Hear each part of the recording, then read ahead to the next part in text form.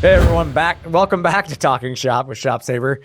Today we're going to talk about real people who are turning small business shops into serious businesses.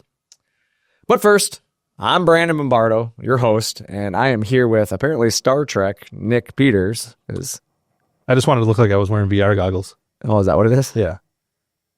And the people won't be able to see the tears. I wasn't sure if you could figure out how to put on your headphones. I can. I'm just trying to block the tears from rolling out of my eyes since you and Alex were being so mean to me before this started. Well, we just give back what is given to us. You did not give back kindness. You were Not not all giving I kindness. was is kind. You were definitely not giving kindness. I was talking very calmly, I think very nicely, with we nothing need to but go a to smile on my face. the definition of kindness. Well, let's not. We have a show to do. Fine, we have a show to do. Obviously, from startups to full-scale CNC operations, we're going to highlight some real stories here. We're going to kick it off with a few real stories of shops and obviously talk about some smart strategies and hopefully talk a little bit about scaling business and just helping people kind of think about how you go from, kind of the startup mentality to that full-fledged, full-scale business. So Sounds great. yeah. So if you ever wondered what it's going to take to grow your business, I think this episode's going to be for you. So we're going to tackle that today.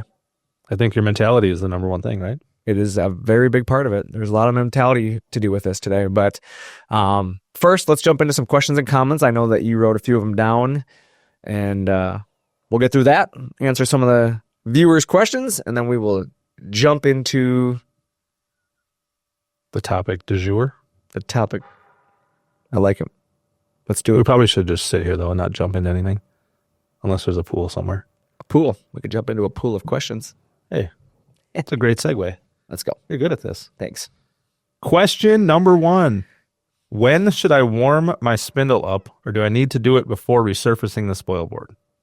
Yeah, we always recommend warming your spindle up daily. First thing in the day. I wouldn't cut your spoil board. I wouldn't do anything until you've done it. I realize there's not a lot of side forces when cutting your spoil board, but it's the point of warming a spindle up is to get the lubricants throughout the spindle. So it's not always about just the force itself, but it's actually about getting things lubricated. So, limits the amount of force on any bearings internally.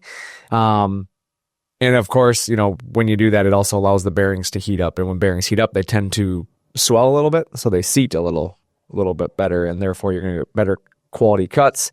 Long term, the spindle will last longer just because the bearings don't have play in them when they have side forces being applied to them. So I always recommend if they've been sitting for, more than 2-3 hours, run a warm up, on it. It doesn't really hurt it to run, to be able to do that warm up cycle. It's going to be better for you long term. So Better to be safe than sorry, yeah. that's kind of my thought process. Question number 2. What does error, boundary exceeded, Z minus mean? So I love this question because we get this a lot. People assume something's going majorly wrong. It's really easy to go, hey, you know what? My machine's not working, but it's actually working. That's a good error because that error means the machine did its job. What it means is, anytime when you get that error, the machine is about to exceed its boundary, as it says, right? Boundary exceeded. It means that the machine's next commanded movement is outside of the boundary of control. And so either it's going to be driving off, it wants to drive the gantry off the end of the machine, it wants to crash into the tool changer, it wants to drive into the table. It wants to do something that the machine is programmed to not do, right? And so it's basically stopping it so you don't make a mistake that could be costly or detrimental, like crashing. So the big thing is like how to read those errors is obviously it says error, which indicates there's something going wrong, but boundary exceeded means that you are over traveling. The next important part of that is the letter that comes after that. So in this case, you said Z minus. So Z means the Z axis is the one we need to be thinking about. And then minus means it's going too low. If it said plus, it means it's going too high. So it's either trying to crash into the top or the bottom, right? And in a Z minus scenario, it means the machine's trying to crash into the table surface. And so it's stopping you. So it means that you need to check your next movement if it's below your safety boundary. So there's usually a safety boundary above the table. So either your safety boundary is set too high or you have commanded something incorrectly, maybe a decimal point is off and it's trying to drill through your tabletop.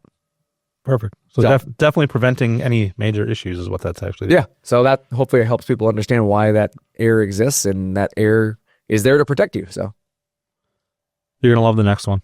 I do like the next one. We've talked about this one, and I was glad that you asked about it. You said that you had seen this online and wasn't sure if you wanted to talk about it. And you know me, I'm okay with talking about open situations. So, well, I just think it's fair to kind of set the situation right. Right. All right. So comment number 3, don't buy from them. They will sell you equipment and charge you to unlock the software. Yeah. So, I mean, it's obviously there's two sides to every story. I'm going to start off with that, right? I mean, everybody has their own opinion and everybody's entitled to their own opinion. My issue is when you make your opinion, something that you're going to bombard everybody else with and try to make yourself seem like this innocent person in a situation. But I'm just going to be blunt that statement is about as incorrect as it gets. We don't charge to unlock any software. We charge specifically for options. And so, yes, if you don't purchase an option from us, we are going to charge you for that. Just by buying a vacuum pump does not mean that we are going to give you all of the features for controlling your vacuum pump on and off electronically and do it. Like, you have to purchase that feature as well, because a lot of people run their vacuum pumps manually. They turn them on with a motor starter. They turn them on with some sort of a mechanical disconnect, whatever it is in their building. But we do have the option to wire it into the controller. Now, wiring it into the controller does require some hardware. You can't just put a button on the screen and it just knows to turn the pump on. You have to have some control box components, and that is what we charge for. The button on the screen, if you want us to put a custom button on your screen of your CNC machine, if you purchased from us, we will do that at no charge.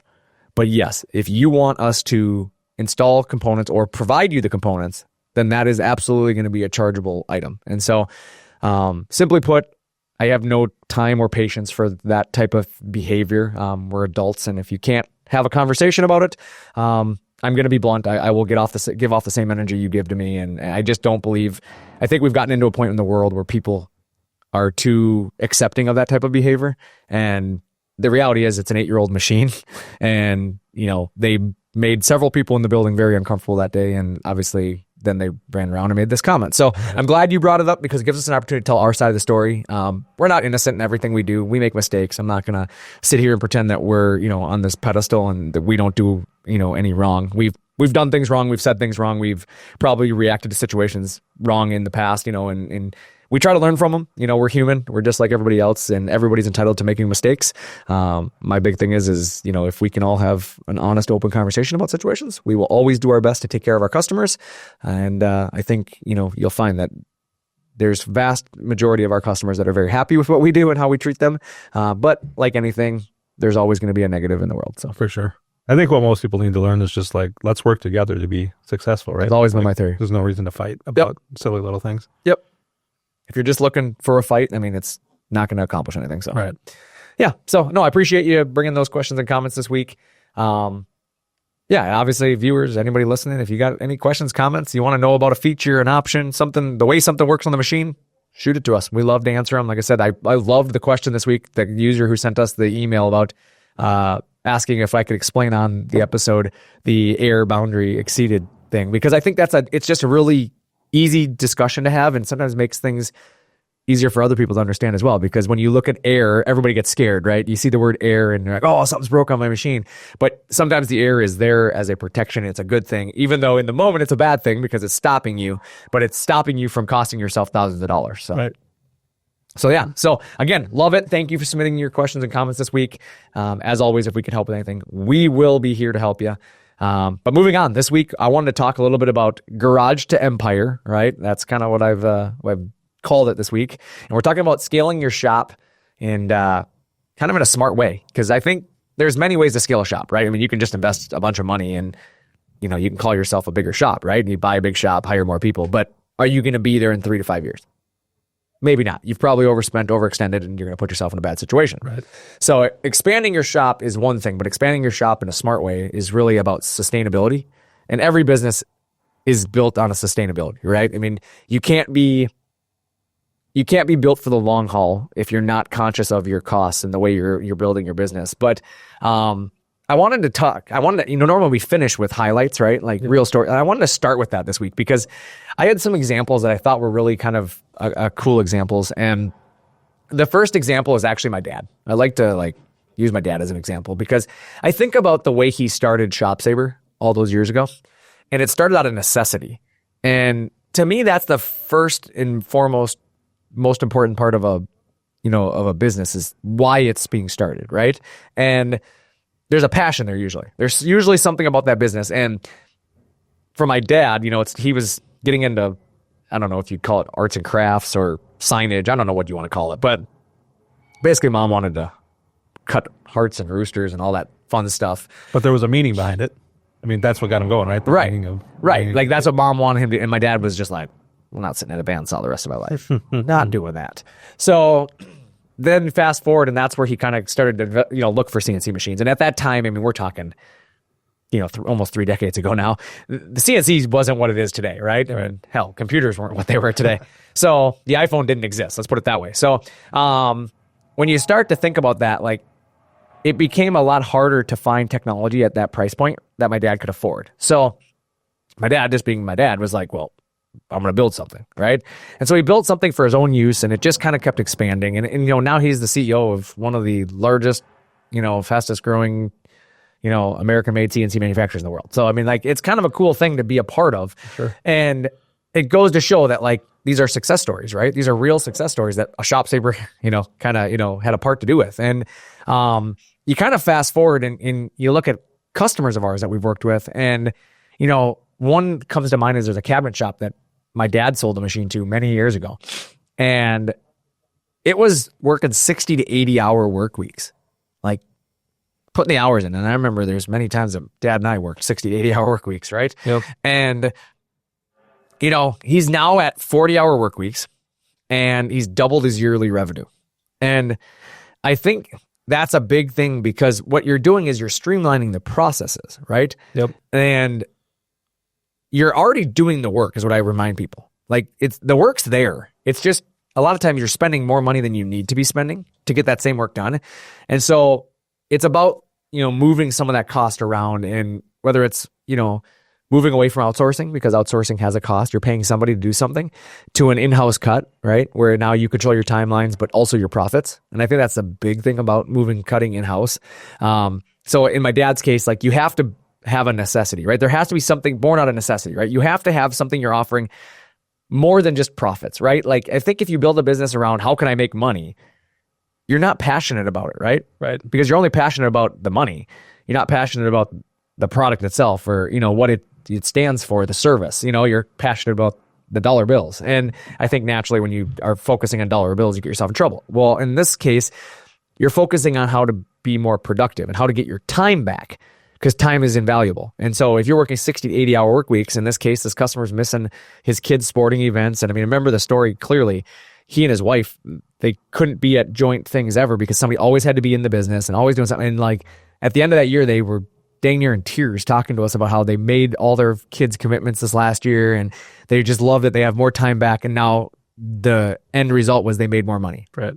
It's, I don't know, to me, that was the biggest thing, like, not to get all the way off topic, but when I first started hearing those stories were like super surprising to me, like the biggest, the amount of difference it made in people's lives. Right. But now it's more like hearing those stories is just like, it's really rewarding. Right. Like, know that you were a tiny little part in those people's success, right? And that's like getting exactly their machine, and now they have like you said, the ability to do those things with their kids and their family. It's really cool to know that the work that we put into, and the guys in the shop put in to get these machines, and people changes their lives that way. Right. And that's my thing is I love being that. You said it perfectly. I'm a small part of your success. I'm not your success, right? I'm this much of it, but it's you and your driving forces. And, with, my third example I had written down was we just did a video on an out and about, and it was perfect. It's a fabricator who's like arguably one of the most well-known chassis builders in racing.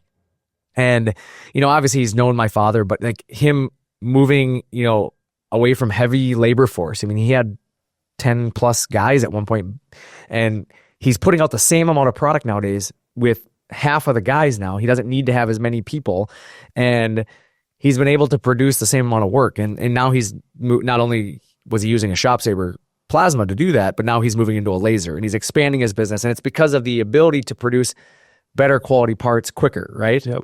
And so I think that's the big success stories that you have to think about is you have to see the dream first. Like, what is the overall goal? And that is growth. That is time, freedom. You're trying to get your time back. If you're tired of working every night and every weekend, you got to start doing something to change that, right? And that's that forward momentum is, how do I get my time back? Well, then I have to start automating. I have to start doing things that are going to take less time to do the same job. Yep.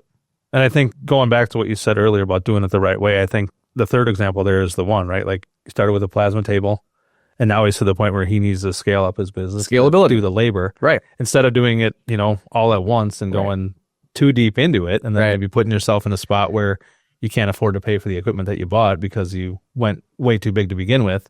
I love that you said that, because there's so many, I've seen success stories with our own customers where customers start, with our product and they have a ton of success, and then they grow and their business gets massive, and then they buy this, bigger machine, right? Let's call it, somebody else's machine. They're spending $250,000 or maybe a little bit under that, but they're outside of the ShopSabre, class of machines, and their story gets out there and everybody sees that.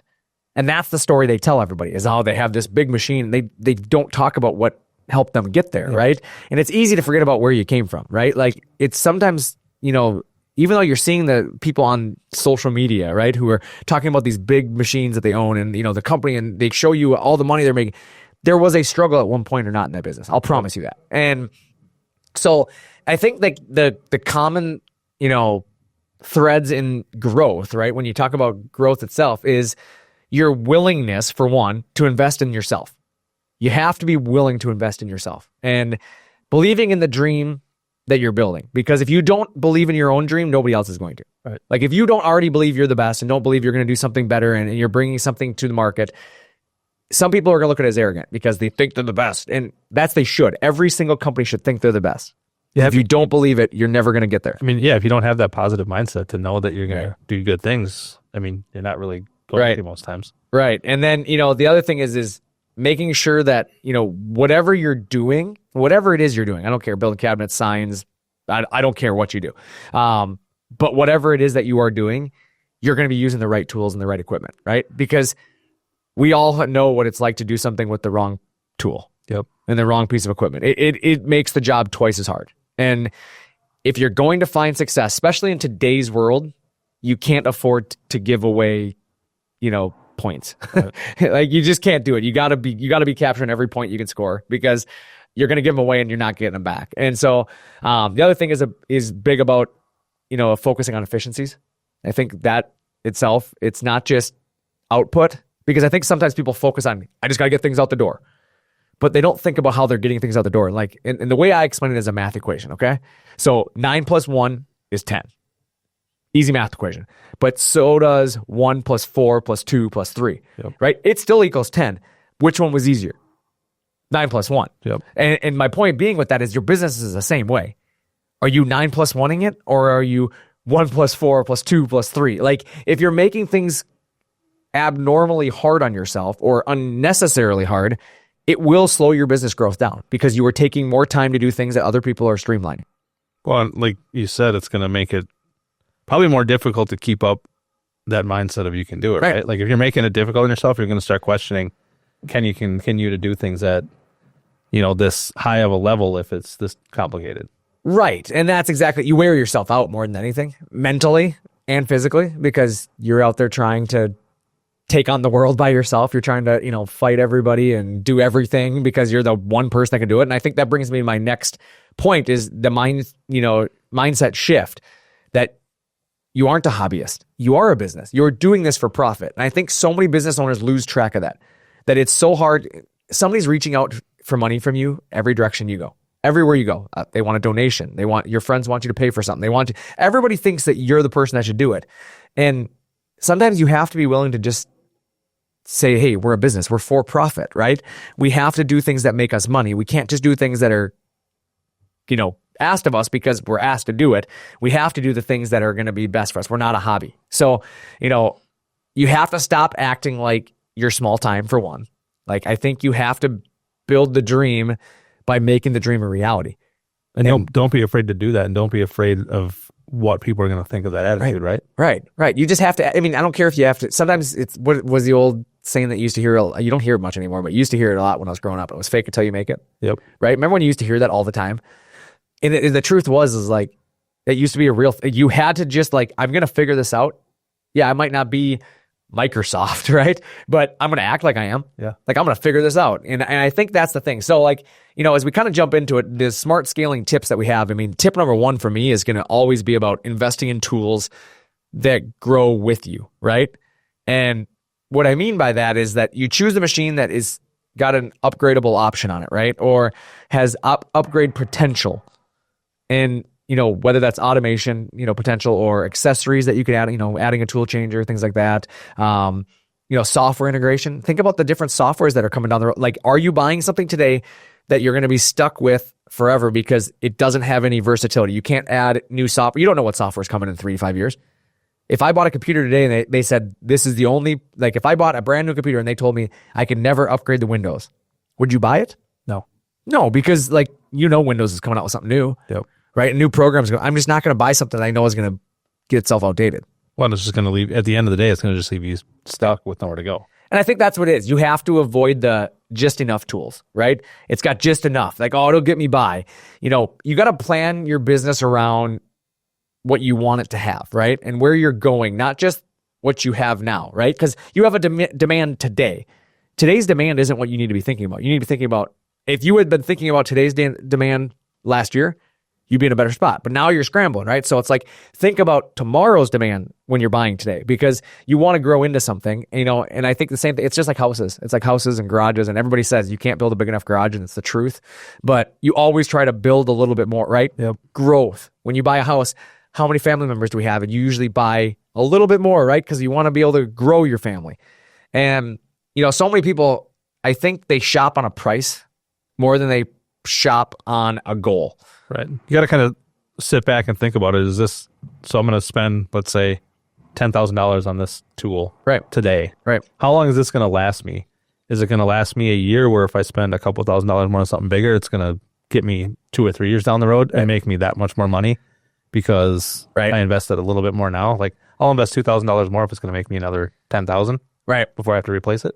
Well, that goes back to it. You have to have a goal. You buy on a goal. Your goal is what you should be focusing on, because you have to look where you're going, not where you're at today. For sure. And if you don't think that way, you're not going to get there. So invest in the right tools for your growth. The second tip that I have is time is money. And I think that is the most underutilized one, is people don't value their time enough. I had a mentor of mine many years ago when I actually owned my own business prior to doing a lot of this stuff. But the mentor that I had sat down with me and he said, how much time does that take you? And I said, you know, I told him what that task was. And he said, it's too much. And I said, why? And he said, because you're a $100 an hour employee. That's what he told me. This is all these years ago. You're a $100 an hour employee. And I said, wait, I don't make $100 an hour. You know, like I was like, what? And he's like, your time. What's your time worth to you? It's $100 an hour, right? He goes, I won't do a thing if it ain't worth $100 an hour. He goes, when he started talking about personal time. And so you start to think about your business time, and that's your personal time, right? Because a business knows no hours. When you're an owner or you're a manager, you don't know hours, right? You know a task. You're paid to do a task, get the job done. And so therefore, the more I can get done in less time, I can get the job done, and I get more of my free time back. So to me, that's where I go, time is money. You need to automate it, right? And CNC automation, because that's what we do, that's where I'm going to go with this. It reduces, errors for one, because there's one less human element to it, right? It increases your throughput because people get tired, machines don't. And you cut things, more precisely because it can be repeated. People make mistakes. It just happens. And fatigue is a real thing. So, you can cut things manually, no doubt, right? Everybody knows you can. But from an efficiency standpoint, like if you're cutting things manually, you're giving up efficiency. Like you just are. And it's costing you money ultimately because efficiency is money. And so the right tool or machine or whatever you want to talk about, software, I don't care, lets you do more with less labor. And it's much easier to automate and let technology work for you, right? Than trying to work against the technology because you fight automation. Well, and I think on top of that too, going back to your first point is right. You're going to have a ton less waste, right? Like you're cutting it with a machine and cutting things out of a piece that doesn't involve just cutting straight lines with a saw, or having a person cutting it, like cutting a piece in half and then cutting it down again. You're going to have way less waste when you can put it on a machine and put all the pieces in place to design it to not have any waste, right? Yeah, the yield, essentially, right? I mean, the material yield that you will get is significantly improved. I mean, it's been proven time and time again through nested applications. By putting more parts on one sheet of material, you spend less money in material, therefore you make more money. Yep. So again, less time loading materials. Again, time is money. So yeah, I agree with that. And, tip 3 for me is going to be know when you need to delegate. I think a lot of managers and owners struggle the most with this one. I struggled with this for many years. My dad was really big at telling me, like, you need to do a better job at this. And I just fought him all the time on it because I always had the mentality, like, if I don't do it myself, it's not going to get done. And he had to teach me that if you can't trust the people around you to do it, then you have the wrong people around you. Yep. And, that's where he was 100% right. You have to hire help or outsource tasks that aren't your strength. Because like my dad said, you can't be the best at everything. Sorry, you could pretend you are, and that's just allowing your arrogance to get in the way, right? You are not the best at everything you do. You might be very good at certain things, but there's certain things you struggle at. And so the things you struggle at, it's okay to give to somebody else who doesn't struggle, that they're really good at that. Let them be the hero in those areas. And I think that's how you focus on scaling, right? Because you're going to focus on the things you're good at, and they're going to focus on the things they're good at, and you're all going to bring yourself to a new level. Yep. And so the one thing that I bring to mind with this is how many small businesses struggle with bookkeeping?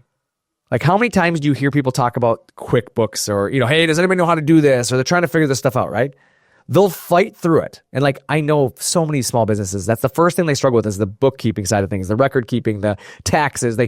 They will spend a ton of their time and energy trying to fight through that instead of just hiring somebody to do that, right? Yep.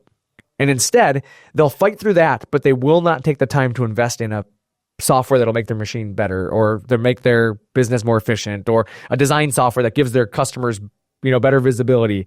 They won't spend money where it's going to make them money, but they will spend all of their time trying to fight through it. Yep. And then the other parts of the business that they should be focusing on that they're good at, right, going to struggle and not meet their whatever they are expecting, right? You ask them flat out, like, are you an accountant? They're like, no, but they'll fight through that. Why don't you just delegate that? Right? Save yourself time so you can go make more money. So that the person that's doing it knows what they're doing. You don't have to deal with costly mistakes later. Right. And then you're killing your productivity because you're constantly worried, did you do something wrong? Yep. And it's like, again, great businesses aren't built alone. They just aren't. And the best teams in the world collaborate. It's just how it works. And you have to learn to work together with people. If you can't work together with people, you are going to limit your growth and your potential. 100%. It's just simple as that. Yep. And, you can't be an army of one. I've always told people that you only cost yourself success. Armies of one have limitations to how far they'll go. I mean, there's only enough time in a day, right? Right. You can only do so much. Right. 24 hours a day, I'll use every one of them, but eventually I'm out of it, right? Yep. And then my final tip on this is really, market like a pro. And I think marketing is like the easy one to skip over because nobody understands it. You have to show your work, right? Remember when you were in school and you had to do the math problems and they would say, show your work? Yep. People would always get mad about that. I just know how to do it. The point of showing your work is more than showing the math problem. It's about showing how you got to this success, right? It's about bragging about the success that you have. And, in today's world, we're all fortunate we have access to the internet, right? You can post online today. Like 20 years ago, my dad couldn't do that, right. So, word of mouth, you need people to talk about you. You want your customers to talk about you. And the best way to have people talk about you is by talking about them, right? And digital presence is a go-to in today's world. And, they go hand in hand with each other, talk, referrals and all that. But I think so many businesses struggle to do this because they're afraid to brag. They don't want to show off what they're doing, or they're, they're too proud, right? And you can never be too proud to promote yourself. For sure. And I think on the other hand, I think there's people that are just afraid to show their ideas as well. Like some people just don't want somebody, like if they figure out a great way or a great look to a sign or something they're making out of wood or whatever. Yep. I think some people are just afraid that somebody's going to steal their idea and do it, but it's like, they're going to do it anyways. There's a ton of people out there that are doing the same things. Like, if you don't take the picture of your product you just hung up on that storefront, somebody's going to. For sure. And you're just not going to get the credit now. But it just goes back to having the confidence in what you're doing, right, and the ability to know that there's still a lot of people out there that can still come back to you to do the same work because they know how good you are. Yeah, my recommendation is for anybody listening to this, if you're a sign shop, if you're a cabinet maker, you're a fabricator, whatever. The last job you installed, did you take pictures of it? I want you to ask yourself that question right now. Truthfully, did you take pictures of it? And if the answer is yes, good for you, right? Good job. Round of applause. Proud of you, like, because you should. But for the number of people that I know said no, that's where you need to get better at first, right? You need to go take pictures every single time you install a job. Every single time. The last thing on your check sheet should be, okay, I cleaned it off, looks good. Photos. Every time I'm taking a photo. I don't care if I've done 100 of these install. I'm doing 101 photos. Yep. I want to take a photo of every one of them. And then I want to take a picture with the person who bought it. Whoever the customer is. If it's a client that you installed the kitchen for, I want a picture of them. I want the real story of who they are. Take a picture of them. Because I'll tell you right now, if I could get a picture of every single customer that owned a ShopSabre, I would. And the reality is you need to take a picture. And you need to, you should be proud. You're installing this, right? Take the photo. Don't be afraid to take the photo. Don't be afraid to post the success stories, right? Brag about it. Yeah. Show everybody how awesome a work you did. Yep. And they should brag about it. Brag about the customer because congratulate to them, right? That's a big investment they made and you should congratulate them. So be proud to celebrate them. Yep. And then, you have to better your visibility because the faster you want to grow, the more people need to know you exist. And you cannot manage what you can't measure is what I always remind people. So you have to learn to track your successes as well as your failures because otherwise you have no idea where you're coming or going. Because otherwise, I don't know what's working. Something's working.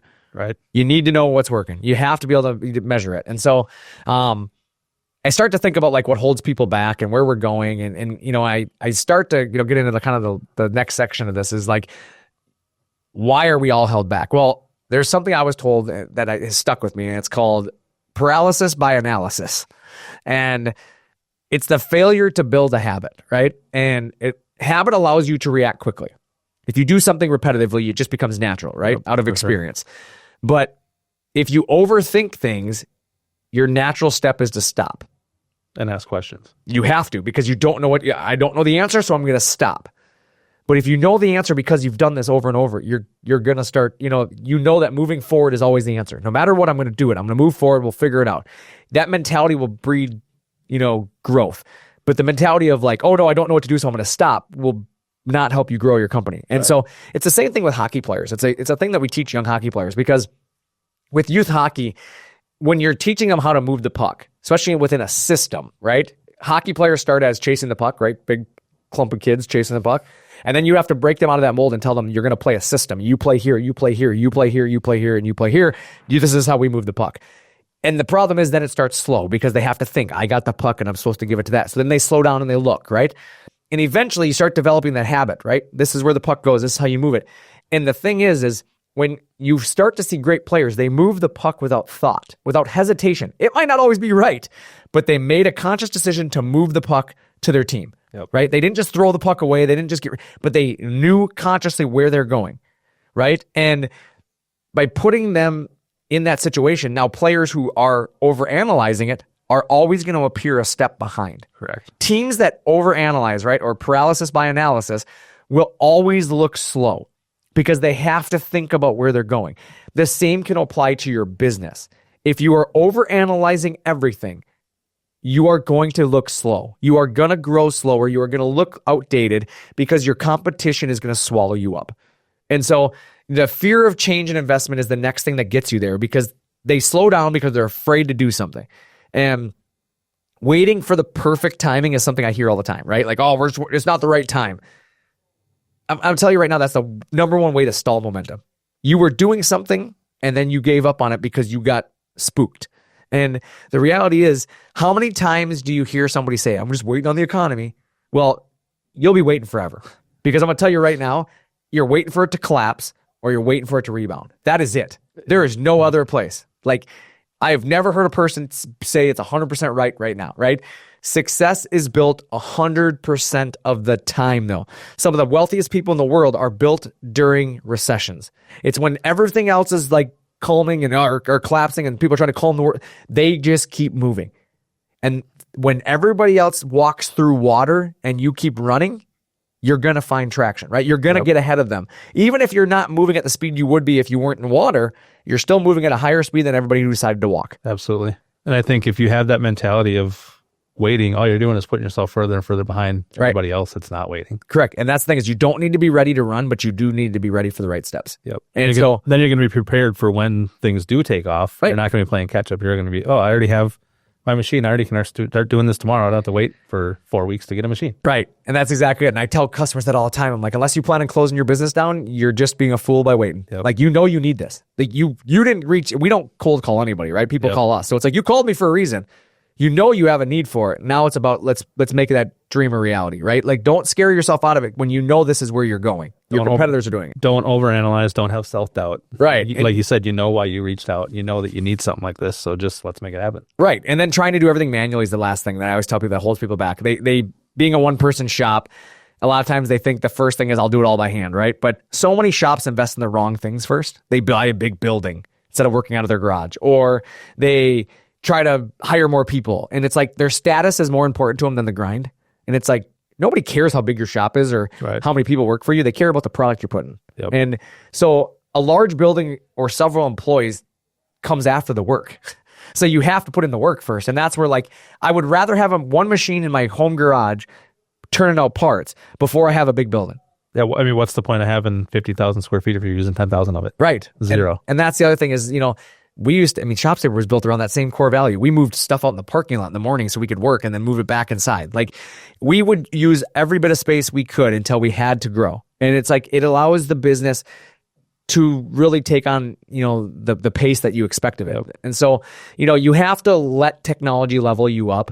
You have to expand the technology within your business. You have to expand, technology before you expand resources. Like, you don't need to go spend all your resources before again, I'm not going to hire 5 people before I have the ability to put out the jobs, right? Yep.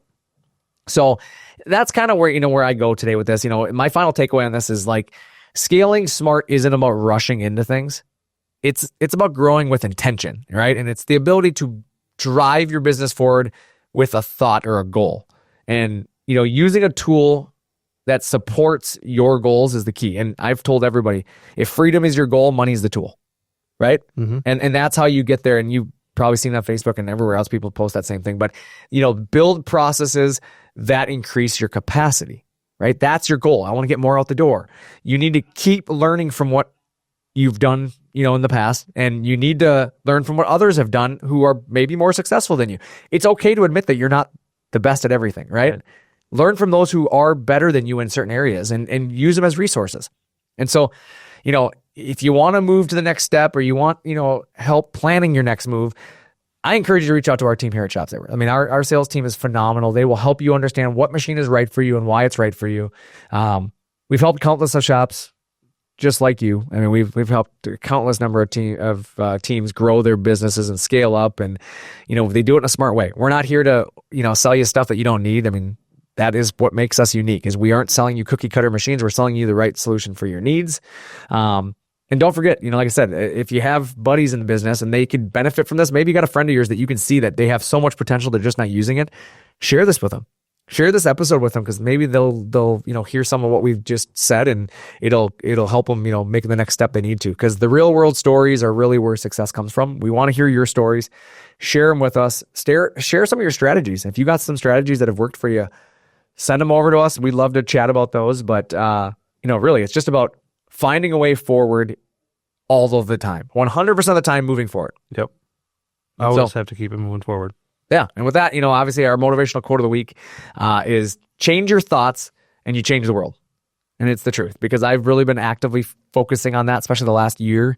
I've been really trying to change my mentality around the way I react to situations sometimes, like, negative situations. And sometimes the energy that others put off can bring you down. And it's like learning to disassociate yourself with negativity. Yep. Again, change your thoughts and you're going to find that you're going to change the world. And it's the truth. And a lot of that's in business. It's block out the bad and look at what's going right for you, and then start focusing on what's right and grow that area. And I think you'll find a lot of success. So absolutely. It just goes back to the right mentality and the right attitude, right? Right. And I mean, at the end of the day, what do I know? I'm an idiot sitting here with the microphone. I just have the ability to talk to you, and hopefully some of what I'm saying makes sense to you. And you know what? You might look at it and say, Brandon, you're an idiot in other areas. And that's fine. I'm good with that, because I'm probably rambling in some areas, but it's just, some of this is about just helping you get out of that mental roadblock. I mean, that's really what Talkin Shop is about. It's about us all talking about what's on our minds. Because I think in business, it's so easy to build the walls and kind of self-implode. Yeah, you know what? I'm the only one feeling this way. Everybody else is kicking butt, but we're all feeling the same way. We all just, you know, it's the fake it till you make it mentality, right? We're all trying to act like we're making it, right? But we're all trying to get through the same struggles every day of, you know, something didn't go the way we wanted it to, and you know, when we came in, there was something, you know, that we had to deal with that maybe we didn't want to. And at the end of the day, your business is no different than the next guy, you know? Right. So just keep plugging away. Plug away. Yep. But thanks for tuning in to Talkin Shop with ShopSabre. As always, I'm your host, Brandon. And I'm Nick. Again, until next time, keep talking shop.